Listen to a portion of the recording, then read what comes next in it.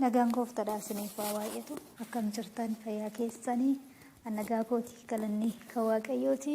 Baga guyyaa yaadannoo dhaloota gooftaa keenya Yesuus Kiristoosiin nagaadhaan isin ga'e nagaadhaan nu ga'e isinin jala baga gammaddan baga wal faana gammanne. Egaa ayyaana obboleettii keessanii masaratiidha. Baacoo gabaabduu ishee wal faana tapha gabaabduu ishee wal faana dhaggeeffanna jechuudha. Yeroo eebbifamaa qabaadhadha. Ergaa isaan hubattu jedhee yaada walumaan turra.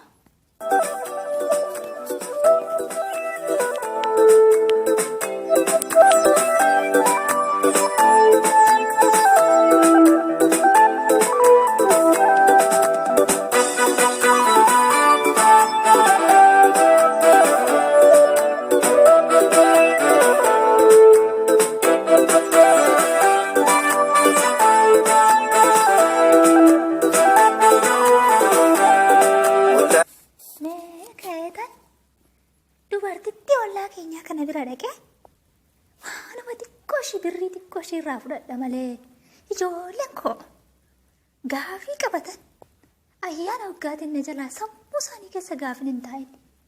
Nan deema iyyuu nan dhaqa silaa isheen birrii dhabdu waanuma raajitiin waluma faana hojjen bakka hojii tokko waaqa tokko waaqessin garuu birrii dhabdu safuu yaa waaqa birrii dhabdu.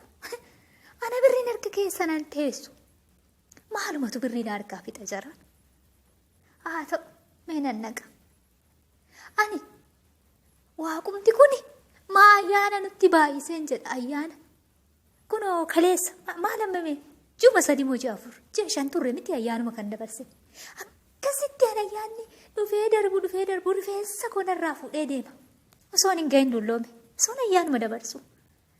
Kanattan jedha sanattan jedha eenyu waggaa haaraadha jedhu gannaadha jedhu faasigaadha jedhu ani takke abboo yeroo tokko ayyaanni jedhan kun edaa nama hiyyoomsa isuma birriin harkaa fixe waan biraa miti aduman kanuma gonkumu kanuma of nyaadhu kanuma nyakkisu aduun natti baate nan dhaqame isuma bira dhaqeenani maaluma jedheen dhaqa. Deengaddu ammoo abbaan manaa koo birrii achii fuudhee dhufe. Maaluma abbaa kootiin godha. Haa ta'u maal namni liqeeffattee ayyaana dabarsite naan jedha ayyaanessuu koo malee maaltu beeka.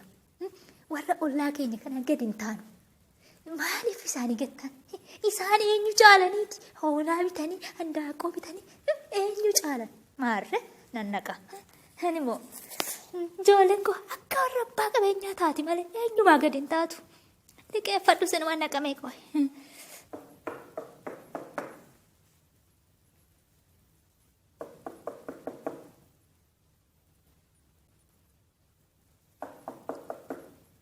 Ijoollee eenyudha? Caaltu.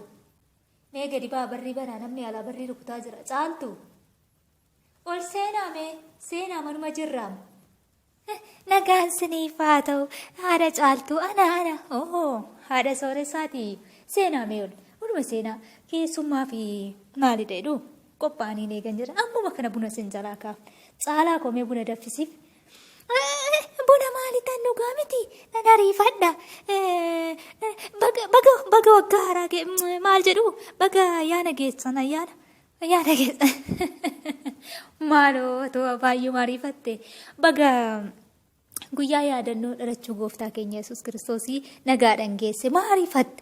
Maalan ariifadhu haala caalaa koo baay'een ariifadha mee gamana kootu mee dhimmaaf asi barbaada ijoollee biratti waan hundaan as gamana kootu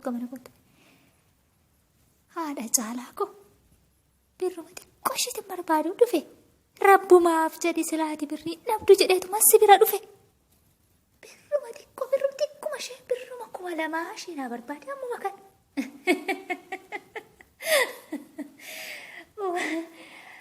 Ayyaana sooressa birruma xiqqoo ishee jette rakkoo qabu.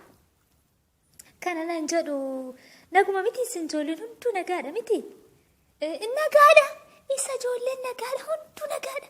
Birrumanii xiqqoo isheen daba ayyaanuma kanaaf waan tokko waanuma xiqqoo naaf sibe baay'ee si miti waanuma xiqqoo isheeti.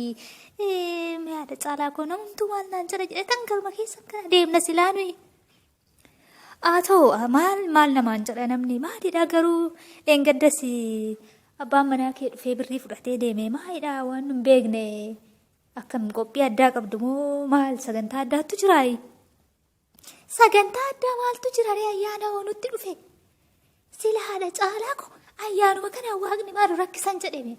Amma kunoo ila dheengadduma mee ani mee dheengadduma anaaf dheengaddu waggaa haadha ijoollee kootii uffatee bitee mana keessatti akkasitti diggisee dabarse akkasitti beekta kaa namoota baay'ee nutti dhufaa mana namaas dhaqnaa namnis nutti dhufaa kanaa jennee waan baay'ee qopheessine. Ijoolleen koo kanneen gadda waggaa haadha uffata akkasitti bite gannaa maaliif isa uffannee dabarsine jedhanii akkatti salliksanii qaban. Dheengadduma birrii simbiraa fuudhe hoolaa binne isaan. Amma immoo isheen harkatti hafteen kaleessa deemitan handaaqqoo bite. Amma immoo waan xiqqoo ishee na hafee ijoollee koofis uffata gubbaarra tan xiqqoo ishee waa bibbitaaf jedheetan malee lakkii ayyaana shaggaatti dabarsuuf jirra. Galata rabbi bareedatti dabarsina ayyaana kana dabarsina. Maarree waanuma bareedaadha shaggaa guutanii ayyaanichi akkamii yaadannoo gooftatiif immoo waluma faana nyaannee dhuguudhaaf immoo nuu galeera ayyaanichumti kun maaliif akka ta'e? Ayyaanni nuu gale ayyaanni mee haadha caalaa ko gaafa ayyaana namni hundi isaa firri isaa walitti bahee kan walirraa fagaates walii bilbilee walitti dhufee uffata haaraa isaa uffatee nyaatee dhugee kolfee taphatee ayyaanni ayyaana namatti fakkaata ayyaanni akkasitti dabarsama akkasitti dabarfama. Innillee bareedaadha garuu gaa'ii ayyaanni keessumaa immoo gannaan kaa guyyaa dhaloota gooftaa keenyati osoo inni nuuf hin dhalanne ta'ee nuti kaa garboota cubbuu taanee hafnaa garba cubbuu ta'uu du'aayyuu osoo hin ta'in egaa du'a bara baraatti galla turre. Waaqayyo tokkicha ilma isaa gara biyya lafaa kanaa ergee cubbuu isa du'atti nu geessu jalaa nu baasee kunoo nama taane borus immoo jireenyatti gallaa jennee dubbanna. Isa kana kaa bifa ta'uu qabu yoo yaadanne maal ta'a? Haadha sooressaa koo gooftaan keenya Yesuus Kiristoos yeroo dhalatume akkuma qaama biyya bulchuu tokkollee maasaraa mootummaa tokko iddoo gaarii tokko keessatti biti gaddeebi'eeti mooraa horii keessatti dhalate. Mooraa horii bakkee keessatti dhalate gaddeebi'ee to'achuudha. Gaa'isa akkasitti gaddeebi'e kana kan ittiin yaadannu nusi warra gaddeebi'e faana jiraachuudhaan warra gaddeebi'e faana isa ayyaana sababeeffanne warra gaddeebi'e faana yookaan warra karaa irratti kufan warra rakkina garaagaraa keessa jira warra waan nyaatanii bulan hin qabne wal faana ayyaanessine yaa Yesuus Kiristoos mana qeessi moo maal jettu mana paastariin dhufeeyyu. Maaloo kan jaarsi keessitti mataan dhukkubseen biraa deemu maal taate silaanatu dhufe mana kee dhugaa qabdaatis natti lallabnatti lablabda sanumatti lablabii maalan godhaa miti ani maaloo mee amma kana nan jedhu isa miti maaloodha maaliin qaqqabamame inni guyyaan baay'ee jira gaafsannatti haasofta mee amma birrii naa kennin jedha maaloo bee ganaan deema ganaan gabaa deema. Ta'u guyyuma tokkicha miti ayyaanni kun. Akkamitti guyyaa tokkoof jettaniitu qarshii kana hunda balleessitu haadha sooressaa mee waanuma xiqqoo isheedatti maalidha iccitiin isaa inni isinii gale maalidhame maaltu nuuf hin galini maaltu nuuf hin galin warra ollaa keenyaan beektu ati akkanattuu guyyaa ayyaanaa dhiisii yeroo kaaniyyuu yeroo balbala mana isaanii dura dabartume funyaan lafarra deemisi godha wanti isaan hojjetan. Funyaan waan lafarra deemee fuuffadhu si godhee durgaa miti.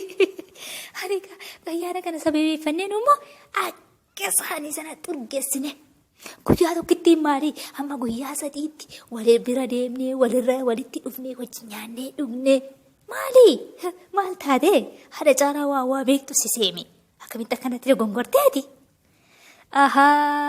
Yaa ta'u ani kanan jedhu. Akkanatti ayyaana dabarsuuf qaama isin bareeduma garuu waldaan deemtanii ragaafsan. Waldaa yoo dhaqqaban ijoolleen hin deemu. Ani waldaa maaliitan deema? Haadha caalaa koo ganama lafaa ka'e Osoo nan kana sirreessu kana tolchu sana tolchu nyaata kana gosa gosaan akkana waxii kana maal jedhee son jedhu warri ollaa keenyaa buna dhugii jedhee nawaa achi dhaqna ka. Ijoolleen kooyyuu yeroo deeman hin qaban achi dhaqnee mana isaaniitti akkasitti taphanne gara mana kootti isaa fudhadhee gala. Oduun mana kanaa nyaannee dhugne mana san dhaqne mana kana jennu aduun baate deebitee biiti. Waldaa ammoo maarree sanbata sin deemu guyyaan tokkos maalidha ijoolleen koollee hin deeman illee maal hin deemaa miti. Guyyaa tokkos hin deemne sanbata sin deemne guyyuma hundaaree guyyaa ayyaana ammoo namni walitti dhufa kaayii. Haa ta'u shaggaadha bareeda gootan. Bareeda gootanii egaa akkanatti gooftaatti yaadataman natti fakkaatu. Kun hundumtuu waanuma garaati. Garuu wanti nuti beekuu qabnu isinis beekuu qabda waan tokkittiidha kanumas sin jedha sin dhaabbachiisu kana caalaa hin deemta. Gooftaan keenya gaafa nuu dhalates nuuf jedhee dhalate miti gaafa nuu dhalates nurraa kan inni barbaadu galateeffannaadha. Waldaatti haa ta'u mana nama dhuunfattaa ta'u walitti qabamne ishoo baga nuu dhalatte siin du'a jala dabarre lubbuun keenya siin jiraatte galatoomi ulfaadhu jennee galateeffachuudha.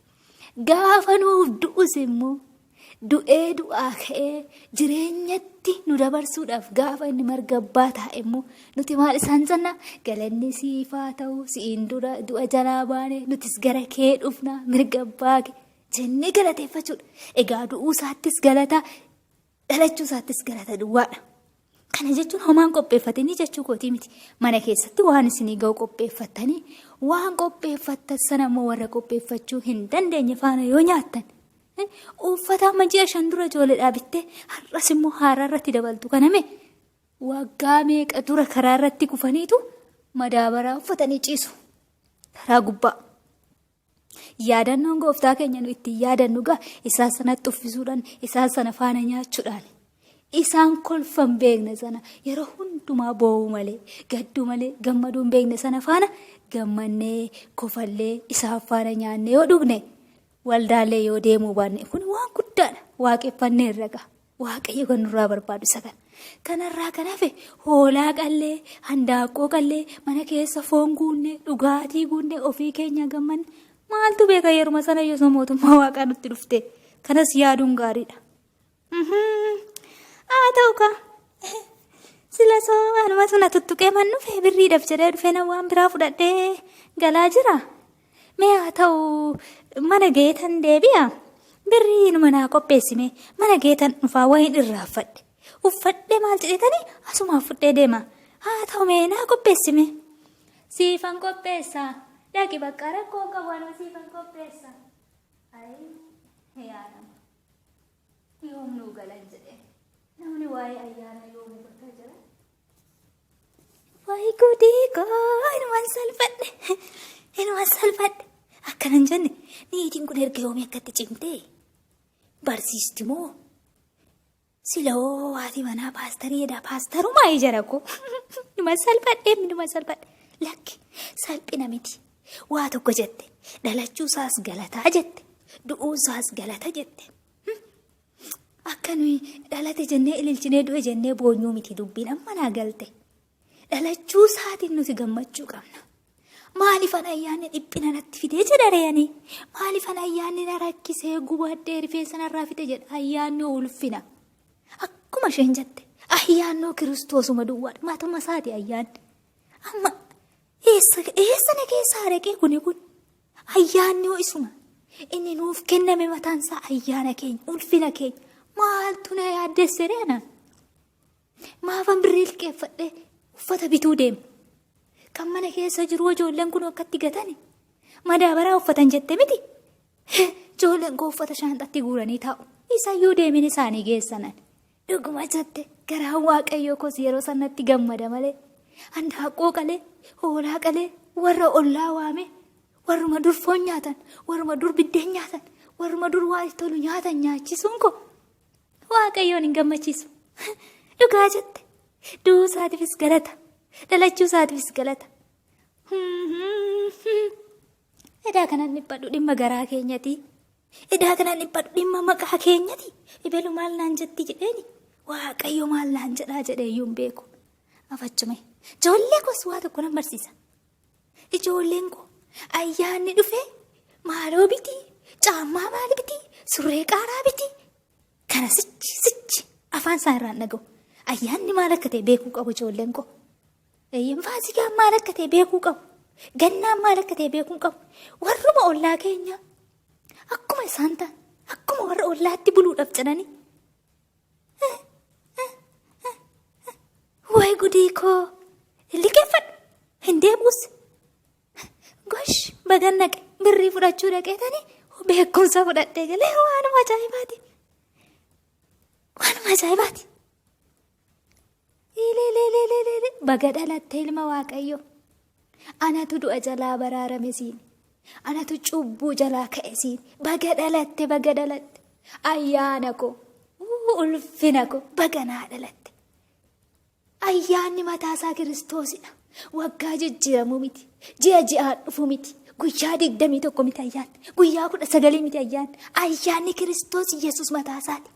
Akkana goshaadha sooressa. Baga dhaqxe beekumsa shammatattee galte. Hubannaa shammatattee galte.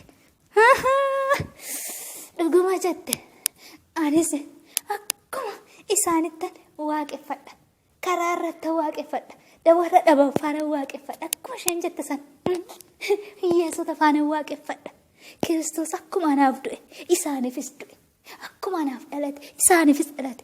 Isaanin qabani waaqeffatan in ayyaaneffatan. Maarree ani kanan qabu waanan qabu saafaana yoon ayyaaneffadhe. Ayyaanni kana miti jarana. Kana ayyaanni. Waaqessi itti gammadu kan. Gosh!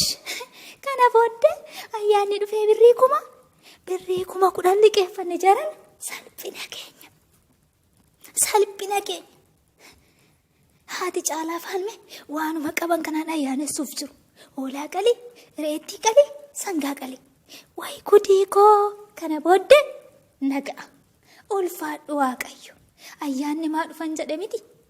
Lakki ayyaannoo si'uma tokko dhufe. Ayyaannoo Kiristoos Yesuusidha. Eeyyee si'uma tokko dhufe. Ayyaanni nuu dhufe kun nurraan fudhatamu. Gosh! Kana booddee gammachuunan ililchaanan ayyaanessa malee dhibbadde mataan na darbe rifeensi narraa dhume maaloo ta'e. Dhiphina koo inni fudhachuu dhufe Yesuus gooftadha. Amma naa galte dubbiin. Hayi wallaalummaa waan baay'ee na dubbisteetillee.